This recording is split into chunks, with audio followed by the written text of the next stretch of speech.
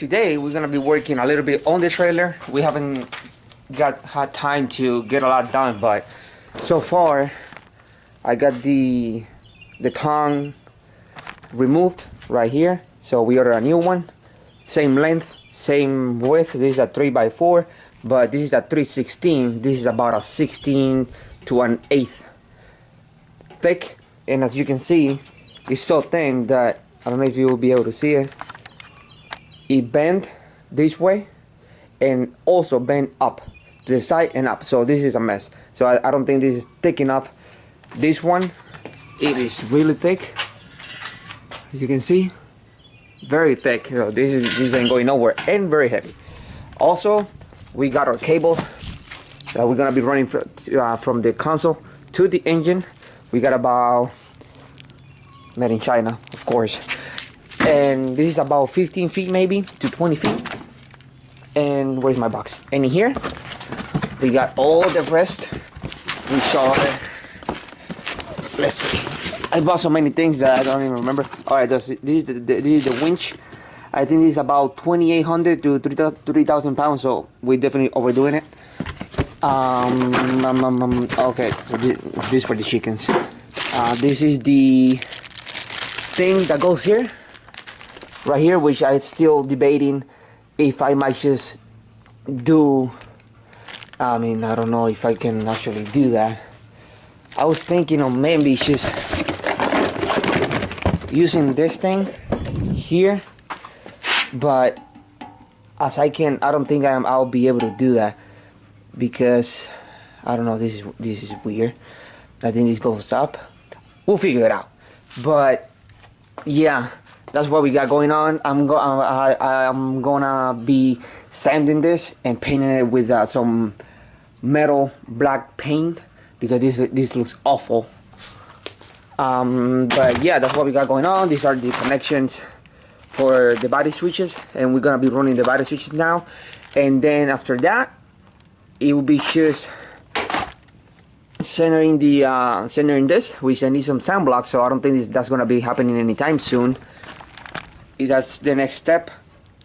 Centering the trailer, the bolt on the trailer. We're probably gonna have to be moving these rolls on the bottom because I don't think they're centered at all.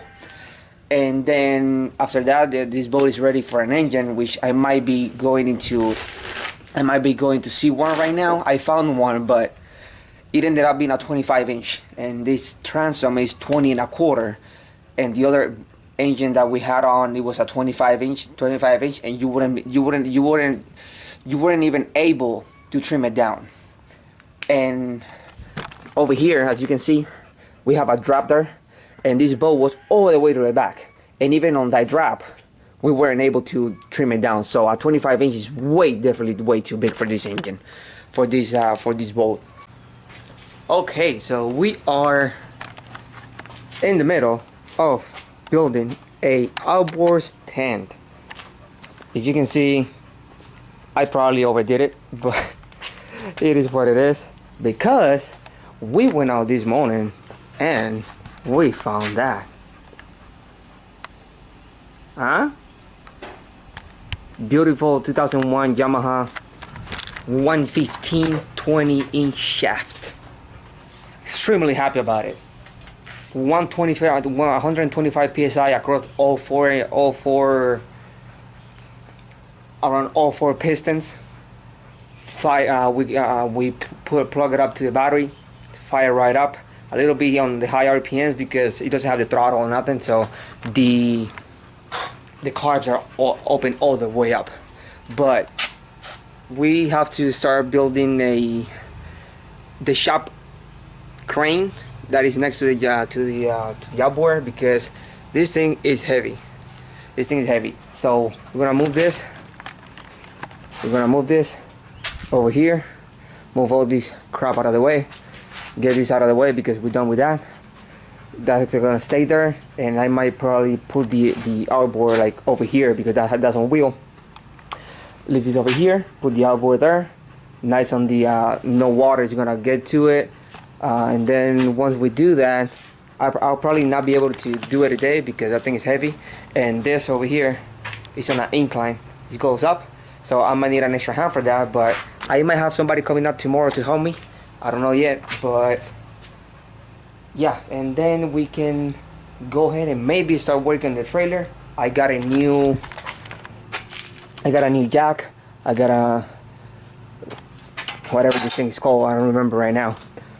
And yep, that's it.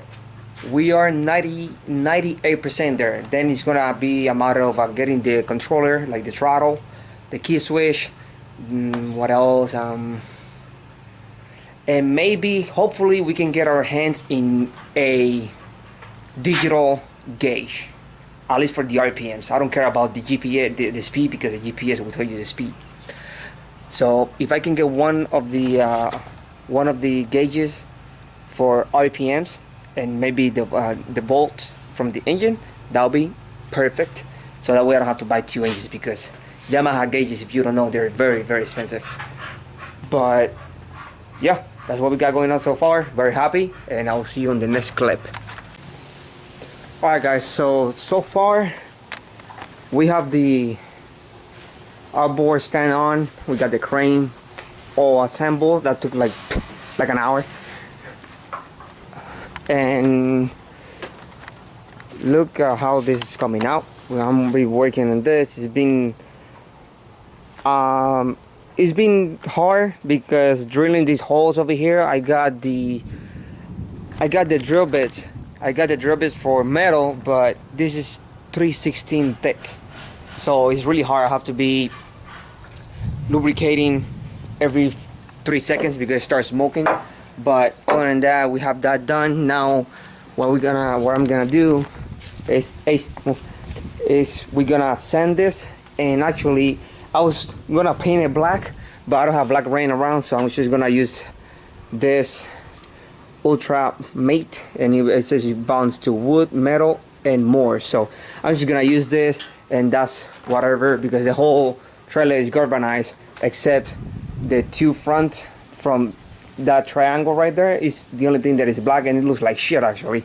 So I'm not gonna be painting the whole trailer black. So I'm just gonna go ahead and use this and paint it white, because that's what I got laying around. I don't wanna keep spending money on this boat, but I mean dumb money for no reason. And so I'm gonna sand this and then move on to the next task, which I'm not 100% sure what it's gonna be yet, because we have a whole bunch of crap over here and a whole bunch of crap over here that it needs to be picked up. And I want to move the truck back in here because it is not looking very good. It is very cloudy, but that's what we got going on. So let's start sanding this, paint it, leave it dry overnight, and probably install it tomorrow on the boat with, well, not the engine. Now the engine, that's gonna take 2 people, and I wanna sand the boat before I actually install that engine. So this boat is still light. With the engine on the back, it might be a little bit heavier.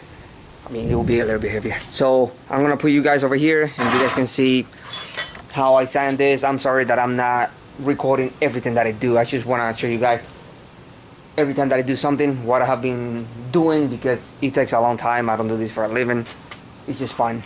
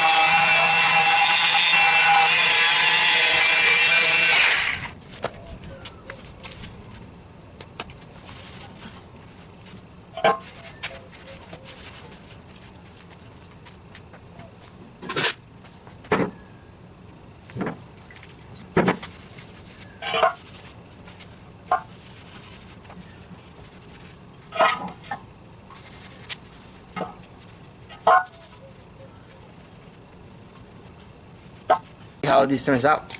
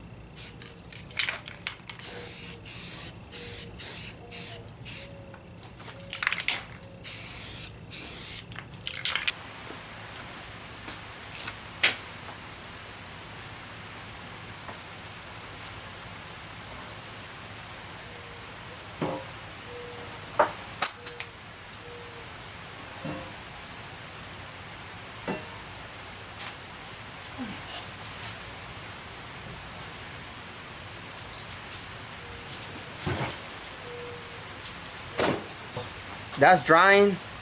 Now just pick up all this mess and, or at least move it out of the way actually, so I can bring that damn thing in here.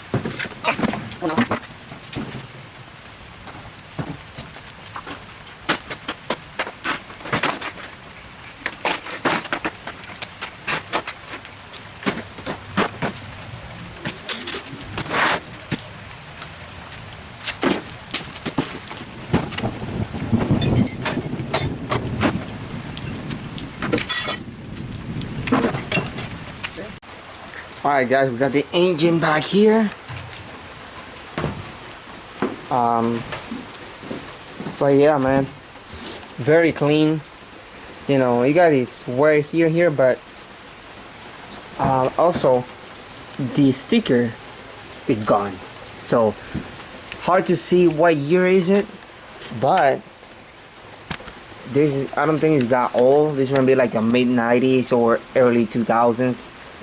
I'm going with 1998, between 1998 and I don't know, maybe 2001. It has a nice cowling. You know, it does have the old one that it was just a big hole up here. You know, it have the nice cowling, pretty good shape except for that hit right there, but it's actually cracked. The crack, you can see it goes starts right here and goes down, but it actually just looks like a scratch. But yeah, man, very, very nice. This will clean up very good, very good. You know, it has all his stickers, nice stainless bolts. It has the thing for the prop over here. I'll have to check the seals, but that we can do that down the road. Also, I can see it had the whatever the fin that they put back here, but if I don't put one, I think I might just put some JB Well over here. Hopefully it sticks. If these holes I will actually make some difference on how the engine performs, because I don't want this is the I think it's called the ventilation plate, and you don't want this under the water. So I don't know if water coming up here through here would actually suck the engine down, because it's just a theory that I have. If I'm wrong, I'm pretty sure I'm wrong on this one, but I'll just have to ask around. It's just on outboards, I noticed that every little detail affects something. It's not like something you can get around like on a car or something like that. I have noticed that on outboards, one tiny bit thing can screw up something huge, and when you fix that that little thing, the big thing gets fixed. So, but other than that, pretty good, man. Pretty good engine. We have a little bit of rust here on the trim, but it's very hard to not have this on a Yamaha. Yamaha is known for some corrosion here and there, but this is one thing that I was very happy with. These things on Yamahas, they rust very bad, and this one is literally looks brand new. I wish I could show you under this cooling, because this engine looks very clean. It looks extremely clean. Sorry about that. It looks extremely clean. So this is another issue that I'm having over here. As you can see how it's, I don't know if the camera picks it up, but hopefully you can see it. The truck is like inclined like crazy. So what I'm thinking is I can get the tires to over that edge right there. Hopefully it will drop it enough so we can get close with this, because that way we can probably hopefully we can rotate the engine around and have the cooling on the end over here, so we can hook the thing and crank it up a little bit, and we should have to move forward. That's what I'm thinking. That's what I'm thinking on doing. But that is a heavy engine. Don't get confused, because it's just a 115. That thing is heavy. That thing weighs around 350 pounds, around there. So it is very heavy. So we'll have to see how I can turn this around, and I'm pretty sure it will be the easiest way, because I don't think this arm is long enough to actually hook it on the hooking thing for the crane, whatever it's called. So we'll have to see tomorrow. I'm gonna call it a day.